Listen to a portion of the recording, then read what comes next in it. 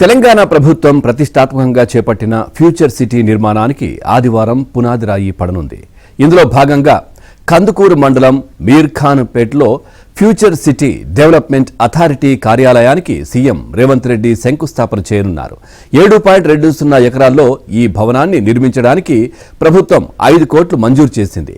ఇప్పటికే నిర్మాణంలో ఉన్న యంగ్ ఇండియా స్కిల్ వర్సిటీకి సమీపంలోనే దీనిని నిర్మిస్తున్నారు.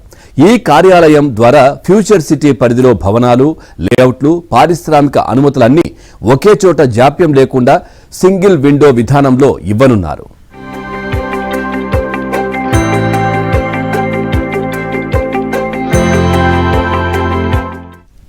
36 మంది రెగ్యులర్, 54 మంది అవుట్ సోర్సింగ్ ఉద్యోగులతో ప్రభుత్వం అథారిటీని ఏర్పాటు చేయనుంది.